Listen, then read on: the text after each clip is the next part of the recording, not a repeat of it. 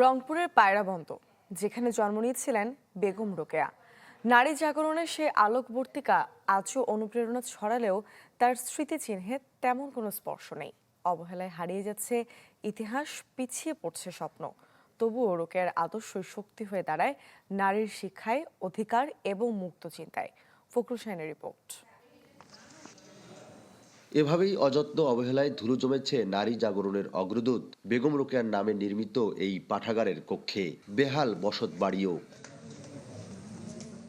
বছর ঘুরে বেগম রোকেয়ার জন্ম মৃত্যু দিন এলেই ঘটা করে চলে পরিষ্কারের কাজ।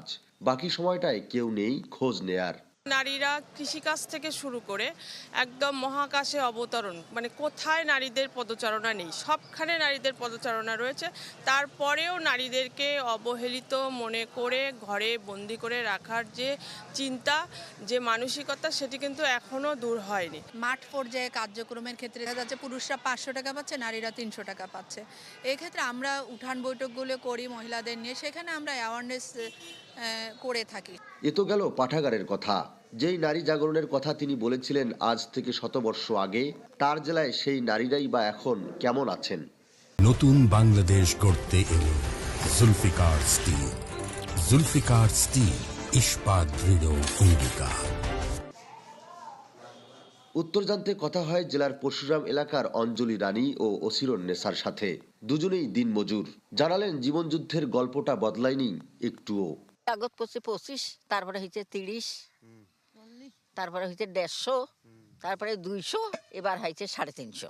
পুরুষরা পায় 600, নাঙ্গল টানতে পায় না, রোয়া কাটতে পায় না, এই জন্য কম দেয়। একই আক্ষেপ যারা কারখানা বা ব্যবসা প্রতিষ্ঠানে দিনমজুরির কাজ করেন তাদেরও।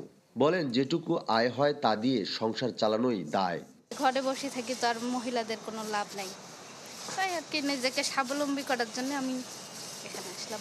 অনেকে হচ্ছে যে অবহেলিত, মানে তিনি যতটা সময় দিচ্ছে বা যতটা কাজ করছে সেই অনুযায়ী তার ফিডব্যাকটা পাচ্ছে না।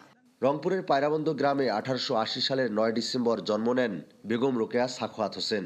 মারা যান 1932 সালের একই দিনে। ফখরুল শাহিন, চ্যানেল 24, রংপুর।